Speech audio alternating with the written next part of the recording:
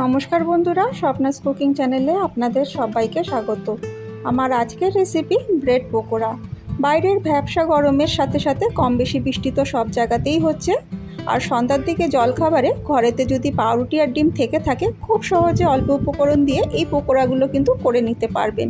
কিভাবে এই পকোড়াগুলি আমি তৈরি করেছি আসুন তাহলে দেখে নেওয়া যাক। এই ব্রেড পকোড়াটা বানাতে নিয়েছি আমি এখানে 3 পিস স্লাইস পাউরুটি, সাথে নিয়েছি 2টো মাঝারি সাইজের পেঁয়াজ কুচানো, একটা ডিম, 2টো কাঁচা লঙ্কা কুচি, 1 চামচ হলুদ গুঁড়ো, 1 চামচ নুন। এবার পাউরুটিটাকে অল্প অল্প জল দিয়ে ভিজিয়ে নিচ্ছি। খুব বেশি জল দিয়ে কিন্তু ভেজাতে যাবে না, তাহলে পরে পাউরুটি থেকে জলটা নিগড়াতে অসুবিধা হবে। এবার হাত দিয়ে প্রেস করে করে পাউরুটি থেকে যতটা সম্ভব জলটাকে বার করে নিতে হবে।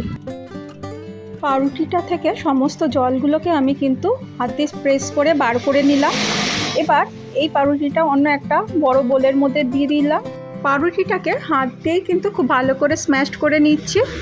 আর তার মধ্যে এবার দিয়ে দিচ্ছি আগে থাকতে কেটে রাখা পেঁয়াজ কুচি আর লঙ্কা কুচি। তার সাথে দিচ্ছি চা চামচের 1 চামচ হলুদ গুঁড়ো, পরিমাণ মতো নুন, চা চামচের 1 চামচ জিরে গুঁড়ো, চা চামচের 1 চামচ শাহি গরম মশলার গুঁড়ো, চা চামচের 2 চামচ গোলমরিচ গুঁড়ো। এবার ডিমটাকেও ফাটিয়ে দিয়ে দিলাম। সমস্ত উপকরণগুলোকে হাত দিয়ে খুব ভালো করে মেখে নিচ্ছি। মাখার সময় যদি মনে হয় যে পাউরুটির পরিমাণ কম মনে হচ্ছে, সেই ক্ষেত্রে আরও পাউরুটির পরিমাণ বাড়িয়ে নেবেন। ছোটো সাইজের স্লাইস পাউরুটি নিলে পরিমাণে আরও 2টো পাউরুটি বেশি নিতে হবে। সমস্ত উপকরণ দিয়ে যে আমি মাখছি, এতে কিন্তু এক্সট্রা করে জলের ব্যবহার করিনি। পাউরুটিটা অলরেডি জলেতে ভিজিয়েই আমি ব্যবহার করছি, তার সাথে পেঁয়াজ রয়েছে এবং ডিম রয়েছে, তাতেই কিন্তু পাউরুটিটা খুব সুন্দরভাবে মাখা হয়ে যাবে। দেখুন খুব সুন্দরভাবে কিন্তু মাখা হয়ে গেছে, এখানে পকোড়া শেপ চলে আসছে। কড়াইতে তেলটা খুব ভালো করে গরম করে নিতে হবে। এবার পকোড়াগুলো সব আমি ছেড়ে দিচ্ছি। এখানে আমি ছোট ছোট গোল শেপ করেই দিচ্ছি। পকোড়াগুলোকে তেলে ছাড়ার পরে ওভেনটা আমি মিডিয়াম টু লো রেখেছি।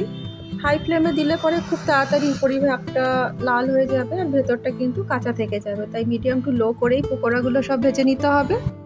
পকোড়াগুলোকে সব উল্টে পাল্টে লালচে করে ভেজে নিয়েছি। এইভাবে সমস্ত পকোড়াগুলি আমি ভেজে নিলাম।